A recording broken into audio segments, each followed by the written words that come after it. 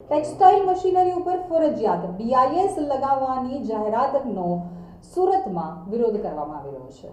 કેન્દ્ર સરકારની ministry of heavy industry દ્વારા આગામી 28મી ઓગસ્ટથી ટેક્સટાઇલ મશીનરી પર ફરજિયાત BIS લાગુ કરવાની જાહેરાત કરવામાં આવી છે, જેને પગલે ટેક્સટાઇલ ઇન્ડસ્ટ્રીમાં વિરોધનો સૂર ઉઠવા પામ્યો છે। ટેક્સટાઇલ મશીનરી ઉપર BIS લાગુ નહીં કરવા માટે ઉઠેલી માંગ વચ્ચે federation of Gujarat weavers welfare એસોસિએશને પણ આ મુદ્દે વિરોધ નોંધાવ્યો છે અને કેન્દ્રીય ટેક્સટાઇલ મંત્રી ગિરિરાજસિંહને પત્ર લખી ટેક્સટાઇલ મશીનરી ઉપર માર્ચ 2027 સુધી BISની અમલવારી મુલતવી રાખવા માંગ કરી છે। તો સુરત ટેક્સટાઇલનું હબ હોવાથી અહીંથી વિરોધ ઉઠવો એ સ્વાભાવિક છે। હાલ દેશમાં ટેક્સટાઇલ ઉદ્યોગનો ખૂબ જ ઝડપથી વિકાસ થઈ રહ્યો છે, જેની પાછળનું મુખ્ય કારણ વિદેશથી આયાત થતા હાઈ સ્પીડ અને આધુનિક ટેકનોલોજીના મશીન છે। તો બીજી તરફ વિદેશથી આયાત થતા આ પ્રકારના આધુનિક ટેકનોલોજીના મશીન હજુ સુધી દેશમાં બનાવવામાં આવી રહ્યા નથી। કેટલાક ઉત્પાદકો દ્વારા હાઈટેક મશીનો બનાવવા પ્રયત્ન કરાઈ રહ્યા છે, પરંતુ તેઓને સફળતા મળી રહી નથી, જેને લીધે વૈશ્વિક સ્પર્ધામાં ટકી રહેવા માટે વિદેશથી મશીનરી મંગાવવાની જરૂર ઊભી થાય છે। આ પ્રકારની પરિસ્થિતિ વચ્ચે ટેક્સટાઇલ મશીનરી ઉપર BIS લાગુ કરવામાં આવશે તો ટેક્સટાઇલ ઇન્ડસ્ટ્રીનો વિકાસ અટકવા સાથે ઉદ્યોગકારોને મોટું નુકસાન વેઠવું પડશે, જેથી જ્યાં સુધી દેશના ઉત્પાદકો હાઈ સ્પીડ અને આધુનિક ટેકનોલોજીના મશીન બનાવવામાં સફળતા મેળવતા નથી, ત્યાં સુધી ટેક્સટાઇલ મશીનરી ઉપર BIS લાગુ નહીં કરવા ફોગવાએ માંગ કરી છે। ફેડરેશન ઓફ ગુજરાત વીવર એસોસિએશન દ્વારા માનનીય કપડાં મંત્રી શ્રીને એક રજૂઆત કરવામાં આવી છે, એક પત્ર લખ્યો છે। કારણ કે જે રીતે સરકારે BIS લાગુ કરવાની ડેડલાઇન 2025ની આપી છે, તો આ 2025 રનિંગ ચાલી રહ્યું છે અને આપણી પાસે એવું કોઈ જાતનું ઇન્સ્ટ્રક્શન મળ્યું નથી કે ઘરેલું ઉત્પાદકો આ રીતની મશીનરી બનાવી શકે। તો સીધો ડર ટેક્સટાઇલ ઉદ્યોગને હોય અને ટેક્સટાઇલ ઉદ્યોગની લીડિંગ કરતી ફોગવા સીધી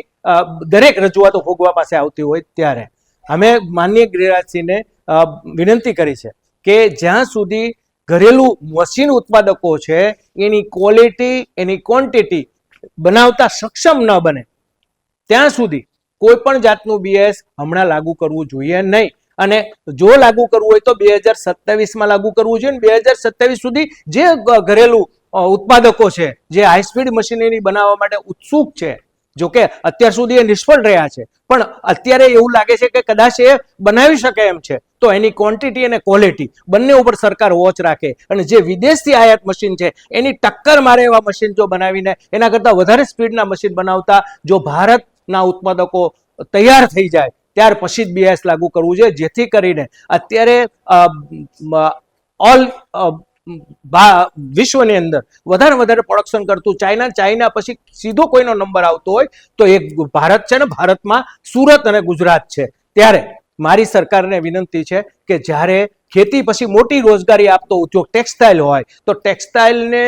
વધારે બળ આપવું જરૂરી છે, પણ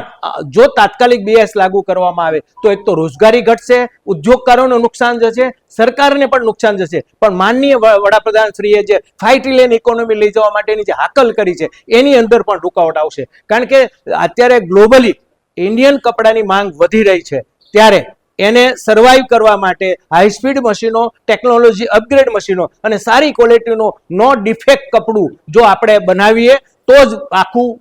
ભારત વિશ્વ આપણી પાસેથી કપડું લઈ શકે, અને એ ડિમાન્ડ અત્યારે ખુલ્લી છે, એનો સીધો બેનિફિટ ભારતે લેવાની જરૂર છે એવું મારું માનવું છે। એટલા માટે અમે માનનીય ગિરિરાજસિંહજીને અમે રજૂઆત કરી છે અને વિનંતી કરી છે કે જ્યાં સુધી ઘરેલું ઉત્પાદકો પોતાની સક્ષમતા ના બતાવે ટેકનોલોજી અપગ્રેડ અને હાઈ સ્પીડ મશીન બનાવતા, ત્યાં સુધી BISને ઠેલાવી દેવું જોઈએ અને 2027 સુધીનો એ લોકોને સમય આપવો જોઈએ, અને જ્યારે એ લોકો સક્ષમ બને પછી જ BIS લાગુ કરવું જોઈએ, આવી મારી સરકારને નમ્ર વિનંતી છે ફોગવા વતી। Thank you.